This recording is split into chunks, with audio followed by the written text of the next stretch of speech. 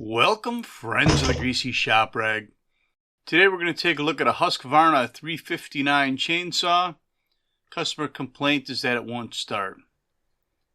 Now, I got it started, but when it started it was smoking really bad and it was pretty obvious that it had been flooded.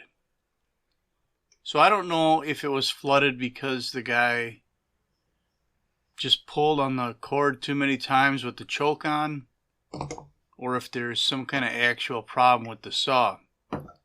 You know, it could have no spark, and of course it would flood. Or maybe something's going on inside the carburetor and it's flooding out.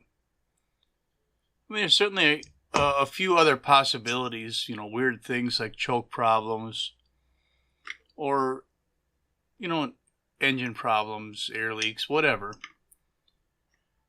Oh, we're just going to go through the basics here. The fuel line checked out. The filter was good enough. The air filter isn't like blocked tight that it would cause it to run rich. And he's already tried a new spark plug, so it's not that. But the plug was wet. And it's a little odd because I had just ran the thing. But the good news is that internally the engine looks good. The cylinder is clean and shiny with no issues. And we've got spark. So everything seems normal. And it may be normal. There may be nothing wrong with this. Again, if you pull too many times with a choke on, it's going to flood and it's not going to start. So I want to take this carburetor off and look inside. I removed the fuel line here, and I'm just putting a plug in the end of the line. And now we're going to unhook the air filter holder from the rubber saddle that it's locked into. Now here is the throttle linkage, and there's a little wire that kind of holds that throttle rod in place. We just lift that wire out of place, and that kind of opens up the gate that's there that the throttle rod is resting in. This might not be a very good picture, but once you look at it and you see that little wire and you know that it has to swing out of the way, it's no big deal. So we're going to have a couple of screws that run through the air filter holder, through the carburetor, and bolt those down. And we're just removing those screws right now. One of them is being a little bit stubborn, but that's not a problem really. We'll have to unhook the choke lever here first. Just give up on that screw. Choke lever is just snapped in place. So we just pop it out. And there's our carburetor. What are we, 3 minutes into the video or something? No big deal. So we looked into the intake and just looked at the piston skirt. It's clean and shiny. It's all good. Let's pull the pump cover off the carburetor and see what we have underneath here. I mean, nothing jumps out at us. The micro screen looked decent. Let's look at the metering diaphragm.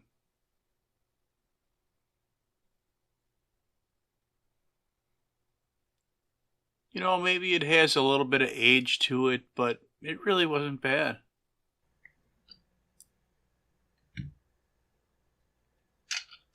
So I'm going to do something that I haven't really shown on this channel much.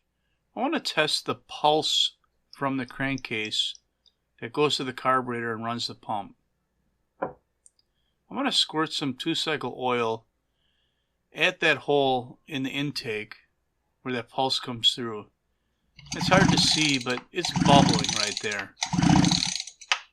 That means we're getting a good pulse from the crankcase to the fuel pump in the carburetor. Let's do it in a different way where you can actually see what's going on.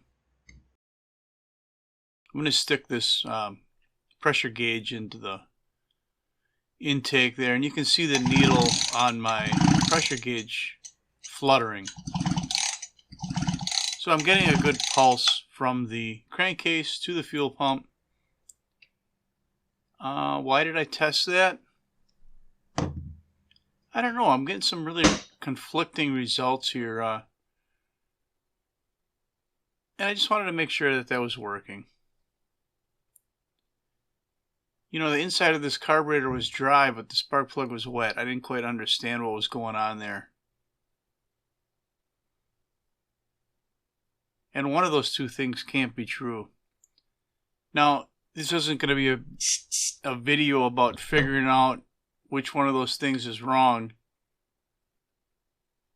Because I don't know what happened there.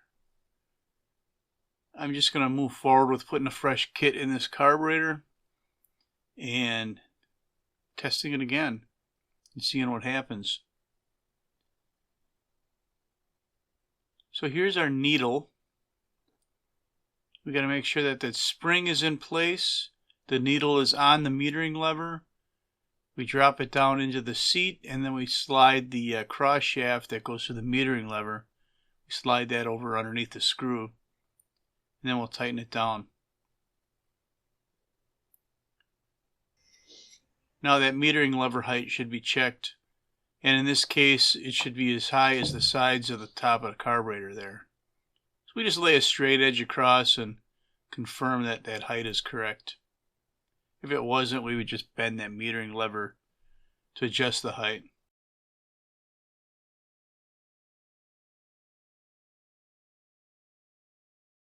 Alright, we got our gasket, we got our metering diaphragm, and there's a spacer on this one. And that'll be another gasket, and then the cover. A little interruption, no big deal. I think he had a snack there, though. He wasn't sharing. I didn't get no snack.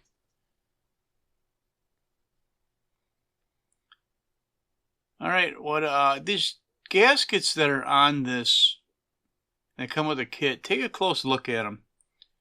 Because there's two that look almost exactly the same, but one of them sometimes has an extra hole in it. And you want to put that one down first.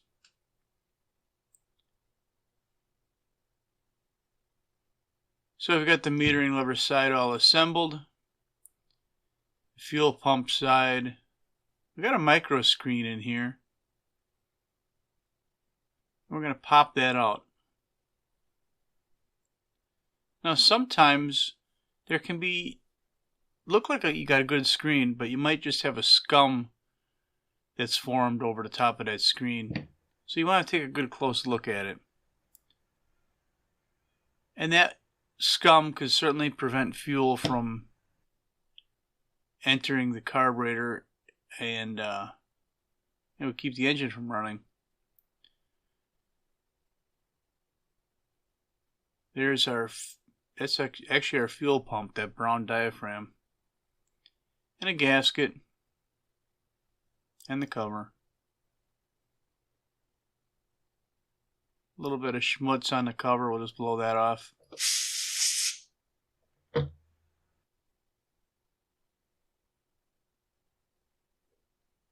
And then we got one screw that holds it together.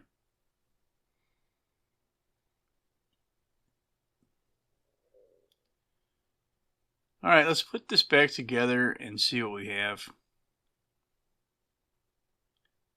You know, even if the customer was to blame for the starting problem, you know, we went through the carb. We know it's going to be right.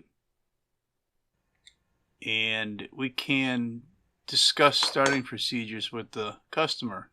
Now, this isn't a new saw. It may be new to the customer, though. We don't know. You know, sometimes you get a situation like this where an older saw all of a sudden doesn't start, but you can't find a problem. Well, maybe he inherited the saw. Maybe he bought it at a garage sale.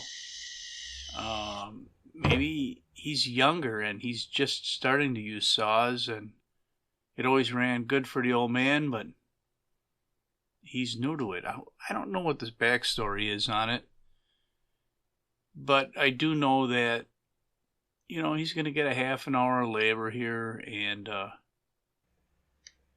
have a saw that's tuned up and ready to go.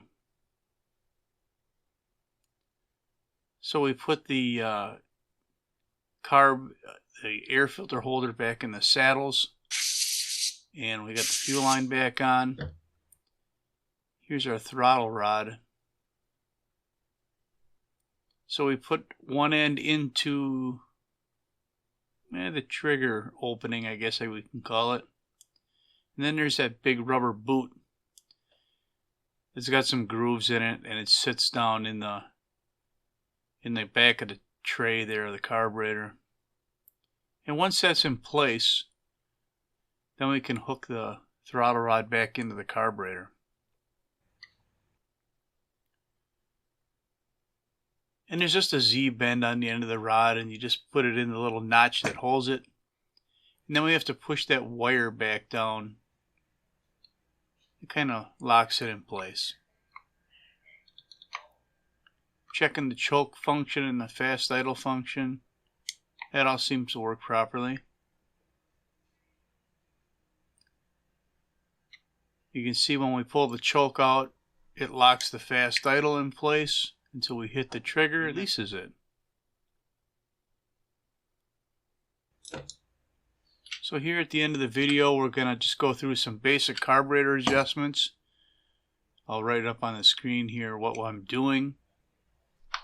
That's all I'm going to have for you on the Husky 359 chainsaw that got a carb rebuild. Thanks for watching. Later.